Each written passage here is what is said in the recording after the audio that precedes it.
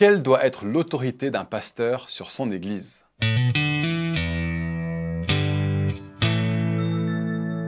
L'Église est appelée troupeau de Dieu et l'Église de Dieu. Jésus est le chef de l'Église, il est le souverain berger. L'Église lui appartient et il a autorité sur elle.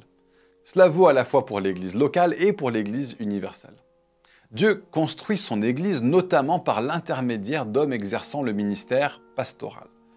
Le pasteur est d'abord un ancien qui, avec les autres anciens, exerce les responsabilités suivantes. 1. Gérer l'Église. Le terme évêque signifie surintendant. Le pasteur et les autres anciens sont chargés du bon fonctionnement et de la gestion de l'ensemble des affaires de l'Église, ce qui inclut la gestion des finances. 2. Diriger l'Église. Le terme traduit par diriger signifie littéralement se tenir devant. L'idée est de diriger les autres et de prendre soin d'eux.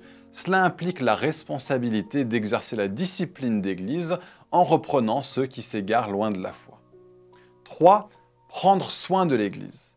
Le terme pasteur signifie littéralement berger. Le pasteur a la responsabilité de nourrir le troupeau de Dieu par sa parole et de les conduire sur la bonne voie. Préserver la doctrine de l'Église, quatrièmement. L'enseignement des apôtres doit être confié à des personnes fidèles pour qu'à leur tour elles l'enseignent à d'autres. La préservation de l'intégrité de l'Évangile est un des plus nobles appels du pasteur. Certains pasteurs estiment que leur fonction d'intendant leur permet d'avoir leur mot à dire sur tout, du système de sonorisation au choix des chants pour le culte du dimanche, en passant par les rideaux de la garderie. Non seulement cela épuise le pasteur qui se retrouve contraint de participer à toutes sortes de réunions, mais cela empêche aussi d'autres de mettre leurs dons au service de l'Église. Un pasteur ne peut à la fois superviser et déléguer. De plus, le modèle biblique d'un collège d'anciens, avec des diacres pour les assister, exclut cette forme de pastorat. Le commandement de diriger l'Église peut également être pris à l'extrême. La responsabilité officielle d'un pasteur est de gouverner l'Église avec les anciens en se concentrant essentiellement sur les questions spirituelles, comme l'édification des saints et leur formation au ministère. Certains pasteurs deviennent davantage des dictateurs que des bergers et imposent même à ceux qui sont sous leur autorité de leur demander la permission avant de faire un achat, d'aller en vacances, etc. De tels hommes avides de pouvoir nous semblent indignes de diriger l'Église de Dieu.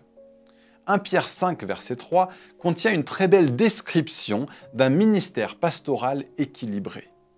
Il dit de l'exercer non en dominant sur ceux qui vous sont confiés, mais en étant les modèles du troupeau. L'autorité pastorale ne doit pas être imposée à l'Église, mais le pasteur doit être un exemple de vérité, d'amour et de piété que le troupeau de Dieu peut suivre. Le pasteur est l'intendant de Dieu et il devra rendre compte à Dieu pour la manière dont il aura exercé son ministère.